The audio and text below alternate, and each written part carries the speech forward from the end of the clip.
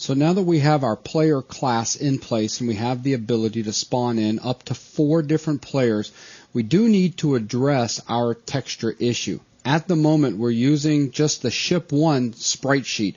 It would be nice to use the ship 1, 2, 3, and 4 sprite sheet so that each of our players had a different texture. In this video, we're going to spend just a few minutes and set that up. It's actually pretty straightforward. So Logan, if you want to get started. All right. First, just a really quick explanation on how we're going to accomplish this.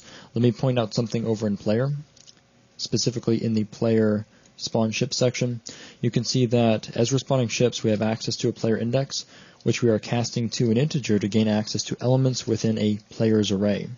So in order to set up an easy system where ship textures can be assigned to individual player ships, if we simply made another array back over in config that held 4 sprite sheets, all accessible by element because of the array, we could simply cast this player index over to retrieve the appropriate sprite ship for this ship that's getting spawned in. Sounds good.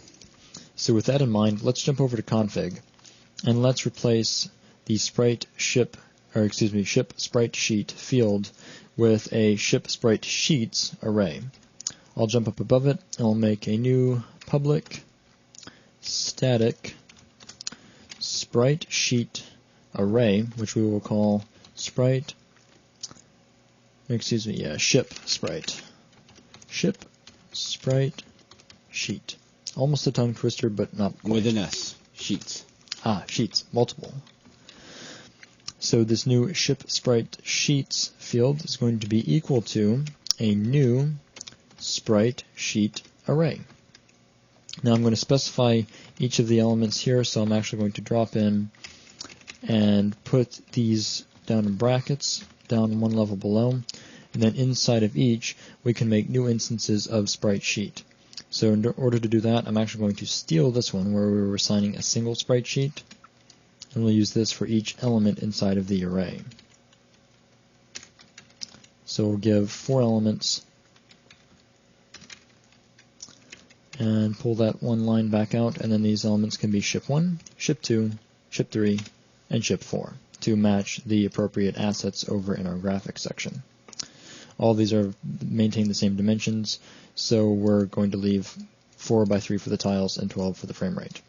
So all I need to do is to terminate the statement where we create the sprite sheets array, and now, actually let me also comment out, as a matter of fact, let me just delete the old one. So we're taking out the ship sprite sheet single field.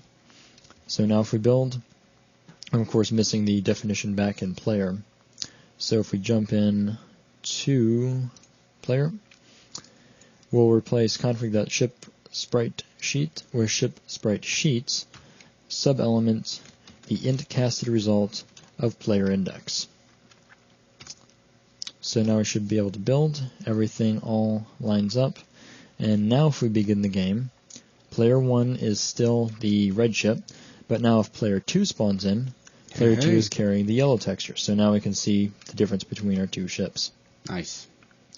And to better point out the texture, I do want to do one thing is we can't gain any more ships through the controllers because we simply lack sufficient controllers to gain access to all 4 players. So I am going to go into game and test out each player by changing the player index that spawns to begin with. I'm also going to change the background color to black to make it a little bit easier to see the ships. So let's see, we've seen player 1, we've seen player 2, so let's put player index dot 3.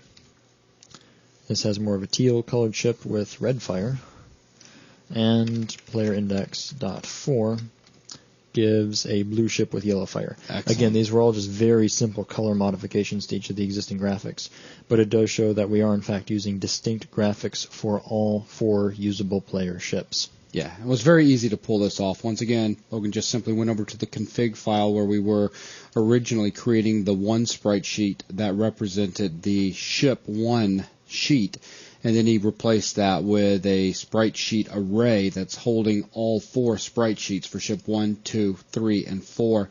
And then back over in player, when we spawned the ship, we simply used the player index since we had access to it. We cast it over to an integer, and that was all required to access the appropriate sheet from inside the array.